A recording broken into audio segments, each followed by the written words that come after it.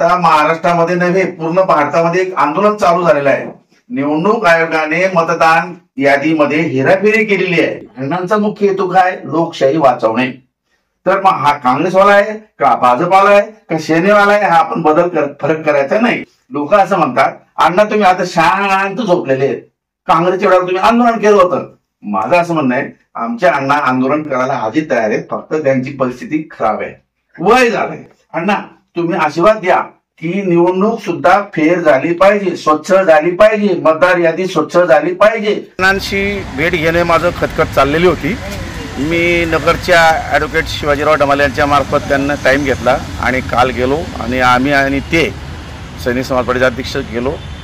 त्यांचं डायरेक्ट राळेगण सिद्धीला गेल्यानंतर आमची 5 मिनिटात अण्णांची भेट झाली। त्यावेळेला अण्णांसमोर आम्ही रूबरू आमने सामने बोललो, मी आणि डमाले साहेब। तर माझा उद्देश असा होता की अण्णाजी तुम्ही ज्या वेळेला 2011 पासून लोकपालसाठी जे आंदोलन केलं, तुम्हाला लोकपाल विधेयक हवं होतं, ते मलाही हवं होतं, म्हणून मी तुम्हाला एक समर्थन दिलं। सगळं भारताने आणि जगाने तुम्हाला साथ दिली आणि त्याचा परिणाम असा झाला की काँग्रेसने चूक केली, तुम्हाला अटक केली आणि काँग्रेस गेली आणि भाजप कधी न येणारी पार्टी सत्तेवर येऊन गेली आणि त्यामुळे आम आदमी पार्टीचा बी उदय झाला।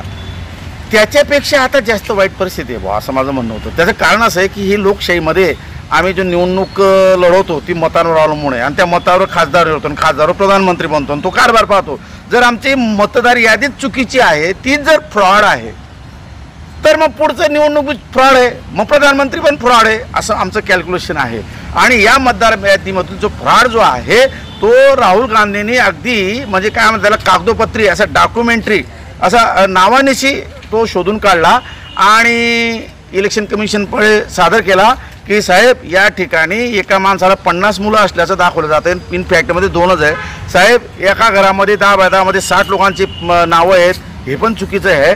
त्याचबरोबर मेलेल्या लोकांची नावं मतदार यादीत आहे आणि जिवंत असलेल्यांची नावं मतदार यादीत नाही आहे, म्हणजे संपूर्ण फ्रॉड आहे असं त्यांनी पुटअप केलं। पण तो ज्ञानेश कुमार नावाचा जो काही निवडणूक आयुक्त जो आहे तो अनागानी करतो, तो मोदीचा पगार घेतो, खाजगी नोकरासारखं काम करतो। इन फॅक्टमध्ये त्याने राहुल गांधीची फेर आणि म्हणजे प्रॉम्प्ट असं द्यायला पाहिजे आणि राहुल गांधी जे मागतात ते त्यांना देऊन मोकळं करायला पाहिजे आणि चेंजेस पण करायला पाहिजे। पण ऐकत नसतील तर माझा अपील असं आहे की त्या ज्ञानेश कुमारला हटवला। ओव्हरऑल कोण नोकर आहे तो, ज्ञानेश कुमारच्या बाबाचा हा भारत नाही आहे, नोकर आहे, हटवा द्यायला आणि दुसरा बसवा कोणी चांगला माणूस। त्याप्रमाणे हाच प्रकार सुप्रीम कोर्टात पण गेला आणि गवळी साहेबांनी थोडी याची दखल घेतली। पण मला असं वाटतं की तुम्हाला आम्ही अपील करावं, तुम्हाला समजून द्यावं, म्हणजे इतके आम्ही हुशार त्याच्यापेक्षा तुम्ही आमच्यापेक्षा जास्त बुद्धिमान आहात, ज्ञानी आहात, कायद्याचा अभ्यास आहे, तर तुम्ही सुमोठी कारवाई केली पाहिजे असं माझं अपील आहे। आणि हे साठी आंदोलन हे मोठं करावं म्हणून मी अण्णा हजारेकडे गेलो होतो की अण्णाजी उठा, तुम्ही किती म्हातारे झाले असलाल पण आम्ही आहोत तुमच्या मागे, तुम्ही बसा, उपोषणाला बसा, तुम्ही सत्याग्रहाला बसा, आम्ही तुमच्यासोबत आहोत। या प्रेरित करण्यासाठी मी तिथे गेलो होतो। मला असं वाटतं की अण्णांना हे सगळं समजलं, त्यांनी ऐकून घेतलं, जवळ बसून मुद्देसहित मी लेखी स्वरूपात पण दिलं। पण अण्णा थोडेसे मला असं वाटले की काय म्हणतात त्याला की मतलब बेदखल केली त्यांनी आमचं म्हणणं।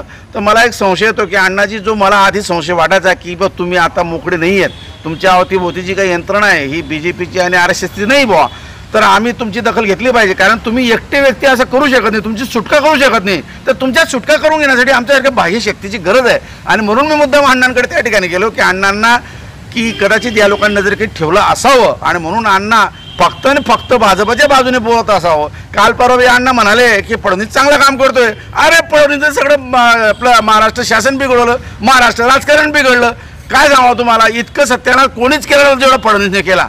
आणि म्हणून मला संशय आला होता, मी गेलो, पण अण्णांनी खरंच मला ऐकून ते घेतलं। पण त्यांचं जे मत आहे काय बनलं, ते काय करणार आहेत हे काही मात्र त्यांनी सांगितलं नाही। त्यामुळे मला असं वाटतं की ही एक चुकीची अवस्था आहे। आता आपण लोकांनी अण्णा जर उठले तर चांगली गोष्ट, नाही जर उठलं तर अण्णांची बाजू आपण घेऊन त्या दिशेने आपण लढा दिला पाहिजे।